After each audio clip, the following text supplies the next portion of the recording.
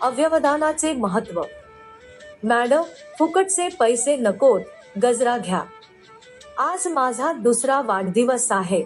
सिग्नलवरच्या पोराचे शब्द ऐकून एसी कारमध्ये बसलेल्या करोडपती आईने थेट रस्त्यावरच हंबरडा फोडला.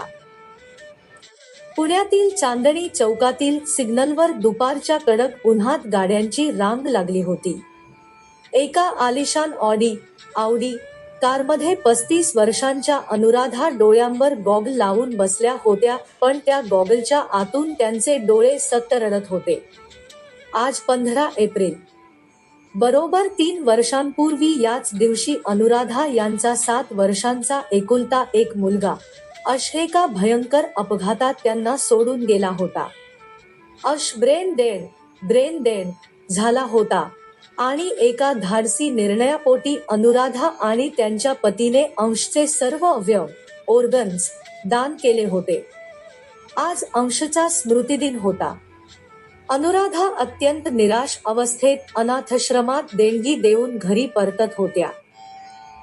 सिग्नलवरचा प्रसंग आणि एक 10 वर्षांचा मुलगा. सिग्नल लाल झाला. उन्हाच्या झळा लागत होत्या. तेवढ्यात एक 10 ते 11 वर्षांचा घामाने डबडबलेला पण अत्यंत गोड चेहऱ्याचा मुलगा अनुराधा यांच्या कारच्या काचेवर टकटक करू लागला. त्याच्या एका हातात मोग्याचे गजरे होते आणि दुसऱ्या हातात पाण्याचा रिकामा ग्लास.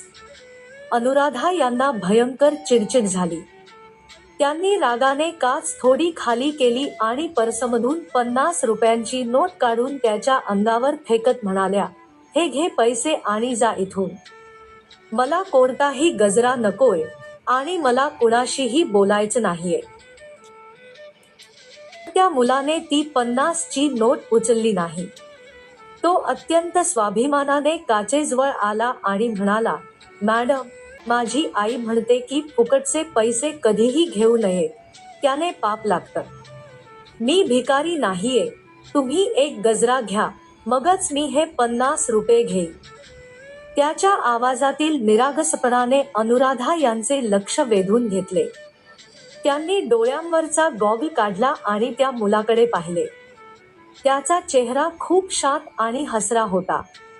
अनुराधा यांनी विचारले, "एवढ्या उन्हात तू गजरे का विकतोस?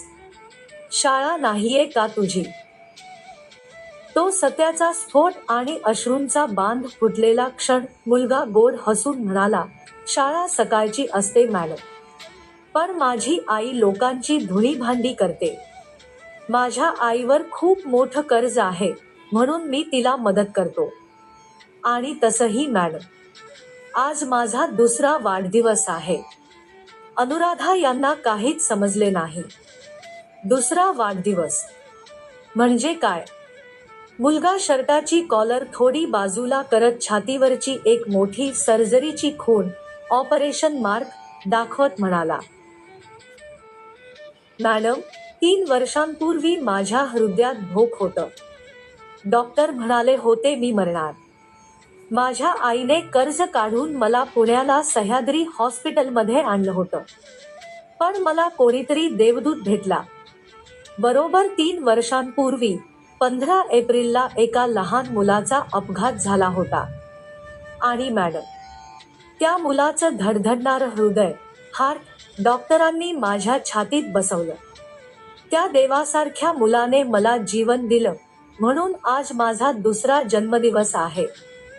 हे शब्द ऐकताच अनुराधा यांच्या पायाखालची जमीनच सरकली.